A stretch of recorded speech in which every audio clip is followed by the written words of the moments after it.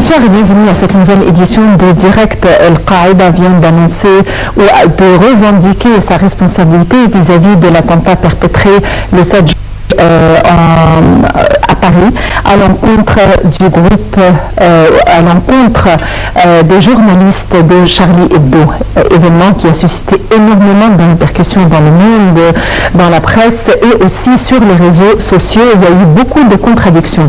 Tout le monde est évidemment va contre la violence et va contre les attentats terroristes et va contre la tuerie perpétrée à l'encontre de civils, quelles que soient les problématiques idéologiques. Et cependant, il y en a qui disent que ça fait partie, ce que Charlie Hebdo avait publié, ça fait partie de la liberté d'expression, et d'autres estiment que Charlie Hebdo devait respecter l'idéologie des musulmans qui ne tolèrent pas le sarcasme à l'encontre de leur religion. D'ailleurs, le pape vient de faire de telles déclarations lors d'une conférence de presse et en réponse à une question sur les dangers qui pourraient faire face au monde en matière de climat et aussi en matière de terrorisme. Il a indiqué qu'il fallait absolument respecter l'idéologie religieuse des autres et qu'il ne fallait pas être sarcastique vis-à-vis des autres. Cependant, pour rien au monde, la violence et la tuerie n'est tolérée. Donc aujourd'hui, ceci va faire l'objet de notre débat. La demande ou la sollicitation avancée par le chef de l'État égyptien concernant la révolte en matière du dialogue religieux, il fallait commencer dès le début pour combattre le fondamentalisme et combattre les groupes, si on peut le dire, terroristes, fondamentalistes ou idéologiques. Et d'ailleurs, ça fait partie de la rébellion la plus grave et la plus dangereuse, car aucune table de négociation ne l'aurait autorisée. Donc, nous allons aborder les modalités de la révolte du discours religieux, c'est-à-dire quoi, comment faire, quelles sont les démarches qui ont été prises. Et nous aurons ce soir avec nous Dr Sami Mandour, professeur à l'Université de l'Azhar, et par la suite, nous allons parler aussi des conséquences en matière de ce que nous pourrons spéculer en matière de mesures qui seront entreprises par la France, l'Allemagne et les pays européens, et aussi, si vous voulez, si on peut préconiser aussi l'avenir des relations nous liant à l'Occident. À commencer tout de suite, avant de commencer et avant de vous présenter les deux reportages qui vont faire l'objet de notre débat, amorçons notre rencontre avec les chefs de la diplomatie américaine et iranienne qui ont eu des entretiens substantiels mercredi à Genève, à 5 jours de la reprise des négociations entre Téhéran et les grandes puissances dans une tentative de sceller un accord sur le programme nucléaire iranien le 1er juillet. Voyons les détails dans ce compte rendu.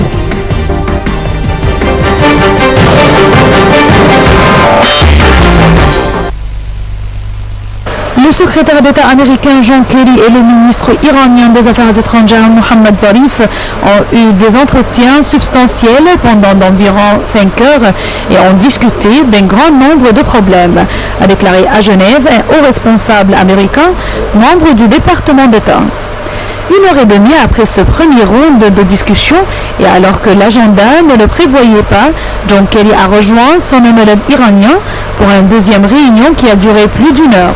Je pense que c'est important et que cela montrera la disponibilité des deux parties pour avancer et accélérer le processus, avait déclaré Mohammad Javad Zarif avant sa rencontre avec M. Kerry. Peu après son arrivée à Genève, le chef de la diplomatie de Téhéran avait déclaré à la presse iranienne que de nouvelles propositions doivent être présentées. Nous sommes prêts à faire aboutir toutes les questions, mais il faut voir si l'autre partie est également prête, a-t-il dit. Les Occidentaux en particulier ne doivent pas présenter de nouvelles lignes rouges, avait souligné M. Zarif sans plus de précision. M. Zarif doit encore rencontrer jeudi à Berlin son homologue allemand et vendredi à Paris son homologue français Laurent Fabius, qui le même jour, mais plus tôt, s'entretiendra avec John Kerry, également reçu par le président François Hollande. Parallèlement, les négociations américano-iraniennes doivent se poursuivre jeudi et vendredi et samedi à un niveau inférieur. Cette intense activité diplomatique prépare le terrain à la reprise officielle dimanche à Genève des négociations entre l'Iran et le groupe 5+1. sous l'égide de la diplomatie de l'Union européenne. Les grandes puissances et l'Iran ont déjà échoué à 2 reprises à trouver un accord dans les délais qu'ils étaient imposés, dont la dernière date butoir du 24 novembre.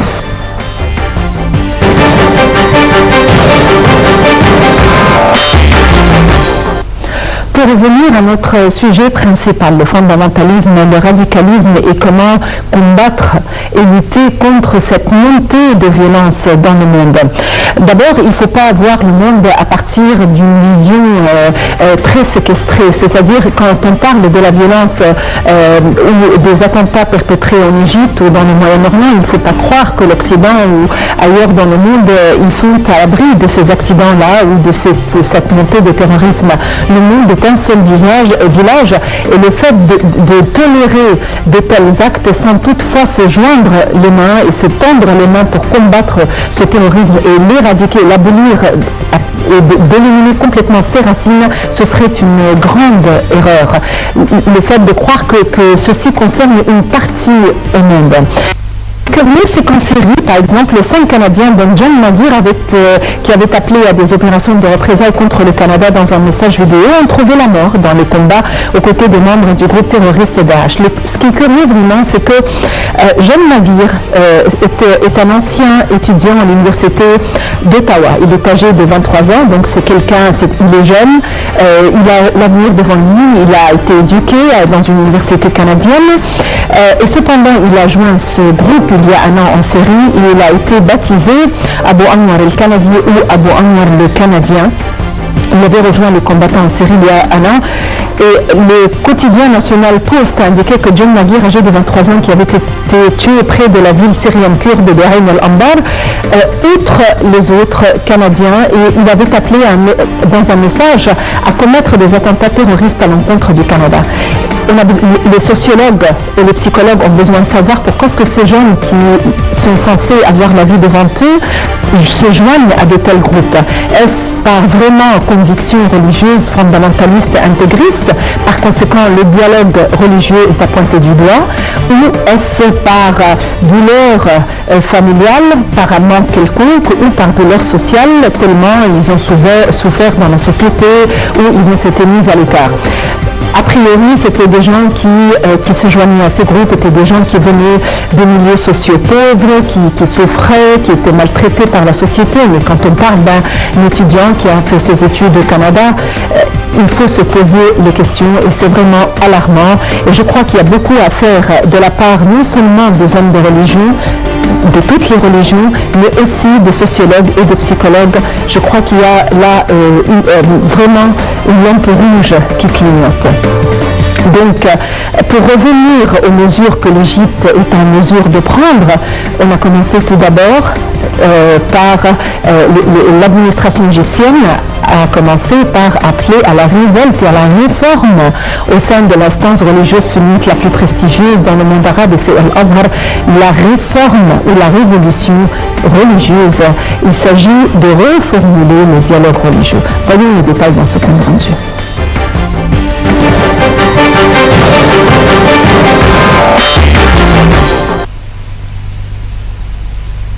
Lors de son allocution, le président Abdel Fattah el-Sisi a déclaré que le terrorisme que nous connaissons est dû principalement aux fausses idées sur la religion. El-Sisi a jugé nécessaire de respecter les valeurs morales. Le président de la République a demandé aux oulémas d'Al-Azhar et du ministère de Waqf de contrôler l'idéologie erronée qui porte atteinte à l'image de l'islam. M. Sisi a jugé nécessaire d'agir de sorte à avoir le même moral du prophète Mohammed sallallahu alayhi wa sallam. Le chef de l'État a critiqué l'idéologie erronée qui porte atteinte à l'image de l'islam, jugeant important de trouver un discours religieux réel qui rejette les actes nuisants à l'islam. Par ailleurs, Abdel Fattah el-Sisi a dit dans un discours adressé au directorat chargé du moral des militaires égyptiens que l'ajustement du discours religieux constitue la principale bataille et le plus grand défi que le peuple égyptien doit relever. Il a souligné la nécessité de présenter une nouvelle vision et une compréhension moderne et globale de l'islam en remplaçant du discours immuable qui a cours depuis 800 ans. Il a dit aussi qu'il incombe à tout de se conformer à un vrai islam afin d'améliorer l'image de cette religion aux yeux du monde, attendu que l'islam est jugé à travers le monde depuis des décennies comme étant la religion de la violence et de la destruction à cause des crimes commis faussement en son nom.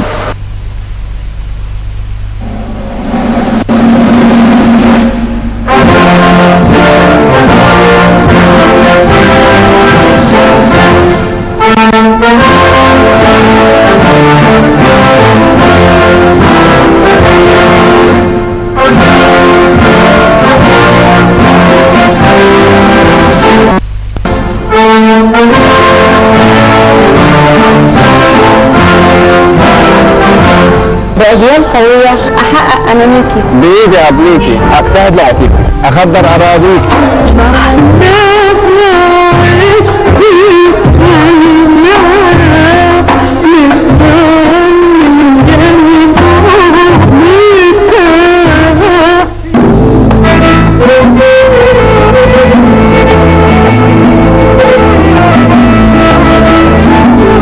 أبهر العالم بيكي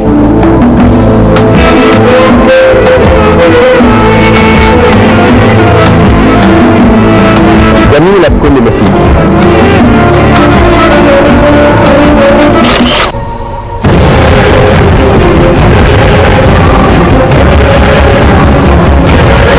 بدم رحمتك.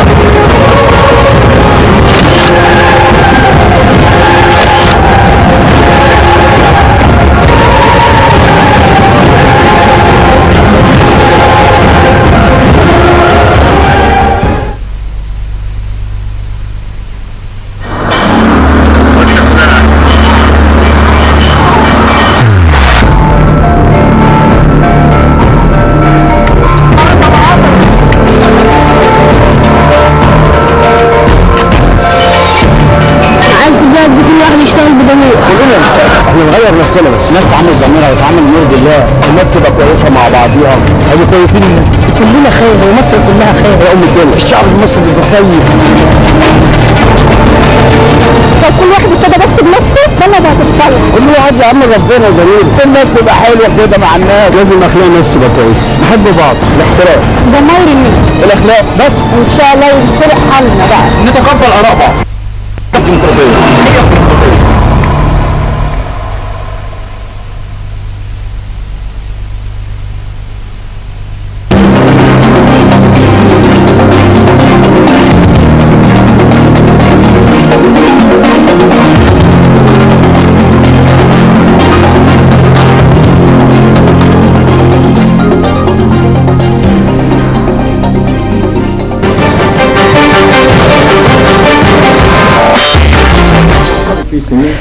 Bonsoir et encore une fois bonsoir, et nous avons à présent notre invité Dr Sami Mandour, professeur à l'université d'Al-Azhar, dans une tentative de donner plus d'éclaircissement quant